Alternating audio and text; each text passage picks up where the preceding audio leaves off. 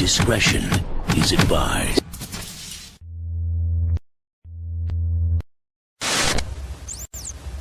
Now we need to alert you about a violent six-time convicted felon who may be in the area right now. The U.S. Marshals are tracking this man. He's Archie Walker, and he's wanted on felony warrants in 3 different jurisdictions. They're hoping someone watching tonight can help find this wanted fugitive. Archie Walker has spent a lot of time going in and out of prison. He's basically been a lifelong drug dealer. But his most recent charges took a violent turn. Back in May of last year, he basically broke into an apartment and physically assaulted a woman, beat her up, and brandished a firearm. That put law enforcement back on his trail. That's a whole new string of charges: felon in possession of a firearm, use of a firearm, breaking and entering, and assault. This is not the first time Walker has been on the run.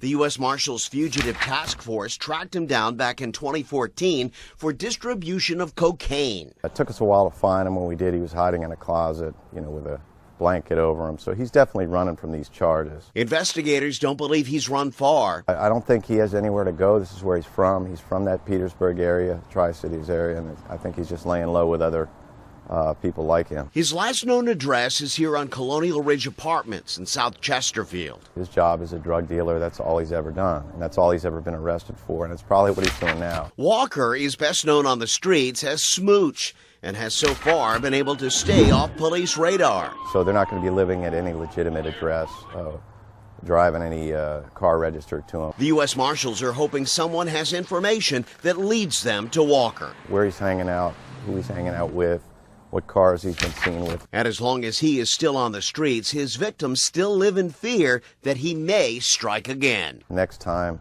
maybe he shoots somebody. Archie Smooch Walker is this month's most wanted Wednesday fugitive.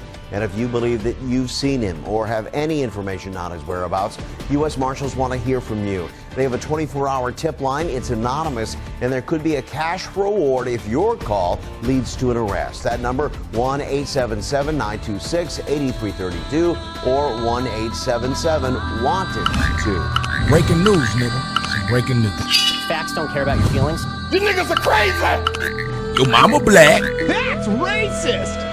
New for us today, Green Bay police are also trying to find out who's stealing Crest white strips from area stores. Police released surveillance video of a suspect and a vehicle believed to be involved in at least one of the crimes in the case. In the last month, police say there have been 6 reports of retail theft involving these whitening strips. The total value of the stolen merchandise is more than $6,600. Police say they don't know why the strips are being stolen. What the suspects are doing is they're entering the store, opening the box, taking the Crest white strips, pocketing them, and then leaving the store. And employees are finding these empty boxes, which really have no value at that point, hours, days after the thefts are actually occurring. Police are asking stores to lock up the white strips like they do for tobacco products and baby formula. If you have any information on this case, you're asked to call the Green Bay Police Department. Ryan Dubuque was en route to his employment as a subcontractor. He worked for a subcontracting company at Cornerstone Chemical Plant in Wagaman, Louisiana. He stopped at a local convenience store here in Luling on River Road at about between 5:30 and 5:45 a.m. on Monday morning. He entered the store, he went to the ATM machine, and he withdrew $80 in cash. He purchased an energy drink along with a food item and left the store. As he went outside in the parking lot, he was approached by a black male, an individual who has now been identified as Jarrell Smith. We believe that the perpetrator saw Mr. Dubuque withdraw cash from the ATM machine. It is clearly visible from the parking lot. We now know that the perpetrator asked Mr. Dubuque for a ride.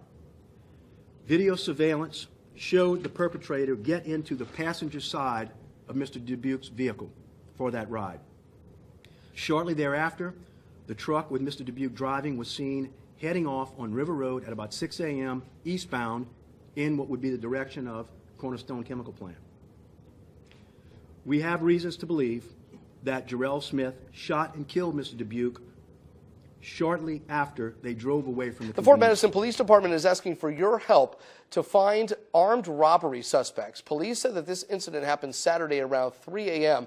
at the Phillips 66 gas station at 2236 Avenue L. They said 3 people walked in wearing masks and hoodies and took cash, cigarettes, and a case of beer. According to police, 2 of the suspects appeared to be tall and thin, while the other was short and stocky. Anyone with information, please call the police. Because we're going to find you. A strong message from the St. Charles Parish Sheriff's Department as they continue the manhunt for a suspect who left a man dead on the side of a road in Hahnville. Investigators believe that suspect killed a Metairie man, then dumped the victim's truck miles away. Winton Yates is live outside of the St. Charles Parish Sheriff's Department with details. Winton? Karen, officials are describing this investigation as active and fluid. In a press conference earlier today, they told us that they have about 30 investigators working out of the sheriff's office here in St. Charles with help from St. John Parish. But they had one warning, one message for the suspect tonight, and that they will find him. This is 28-year-old Ryan Dubuque. Monday morning, police say he got up to head to work as an electrician in Jefferson Parish, but that changed when he stopped at a Valero gas station. Police say while there, he was approached by a black male in his 30s that at some point got into Dubuque's truck. At this time, we believe that they did not know each other, that this victim was just picked out at this gas station. From there, the 2 left, and at some point inside the truck, Joe Cardella, chief deputy with the St. Charles Parish Sheriff's Office, says Dubuque was shot multiple times. We believe that this is a robbery that went bad. It was just before 10 a.m. when parish workers called the sheriff's office reporting a body on the side of the road near a water treatment plant on Highway 3160 in Hahnville. Around 9 o'clock Monday night and 26 miles away from where Dubuque's body was found, Dubuque's gray 2006 GMC Sierra was found in a sugarcane field in Bell Point subdivision in LaPlace. When they was pulling the truck out, as you follow the track, the lines right to the Bobcat had pulled the truck from backed up. Cabreen Wilson and his family lived just feet from the field where Dubuque's truck was abandoned.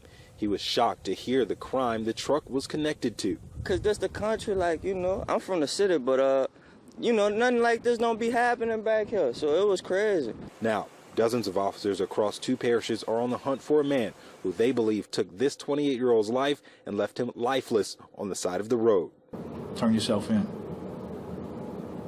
because we're going to find you. Ascension Parish Sheriff Jeff Wiley is now offering a $2,500 reward for help in the shooting case that he said involved those gangsters with the gun we've heard about so many times this week. The sheriff's office says they are looking for details on where Javante Haynes may be. He's one of the 2 suspects still wanted for that shooting. It happened Monday in the town of Geismar on a tiny little street back there. 2 suspects, Kentrell Lewis and Jabriel Harvey, turned themselves in Monday night.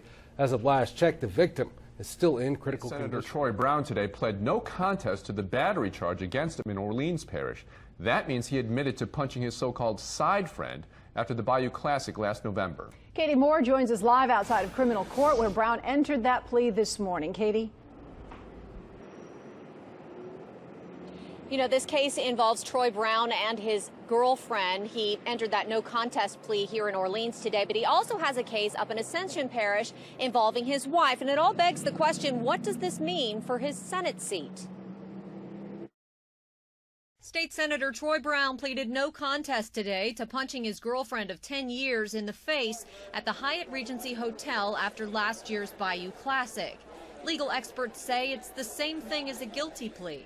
It's just a lesser level of culpability in my mind, but really is not going to make much of a difference. Brown, his girlfriend Katasha Willis, and his attorney, former state senator Ed Murray, left court out a back entrance to avoid our camera. That the prosecutor and the judge want to make sure that this is never going to happen again. The complicating factor in this case is that it did happen again, allegedly just a month or so ago in an upriver parish. He's still facing a domestic battery charge in Ascension Parish for allegedly biting his wife last month. Judge Camille Bura sentenced Brown to 6 months inactive probation and ordered him to pay $500 in misdemeanor court costs. Bura said Brown had started taking anger management classes 2 days after his latest arrest. but the greater penalty for the battery could be in the state Senate. Well, this gives his critics in and out of the Senate more ammunition, because previously they could always say, or he could always say, innocent until proven guilty. Well, now he's been proven guilty of at least one charge of battery. Brown has refused to step down despite calls from the governor, state treasurer, and other lawmakers to do so. I think all of this business makes Senator Brown's colleagues in the Senate and many others very, very uncomfortable. Now, Dubose says that this is not over. This is not going to blow over for Senator Troy Brown politically. Senate President John Alario, I got him on the phone this afternoon. He said the Senate can't do anything until they're back in session next year. When I asked him whether or not he thought Troy Brown should resign, he had this to say. Check it out. He said, quote, I think it would be improper of me to make a public determination because I would have to preside over any proceeding in the Senate if it came to that. So again, the legal and political troubles for Troy Brown not over yet. Reporting live from Criminal Court, Katie Moore.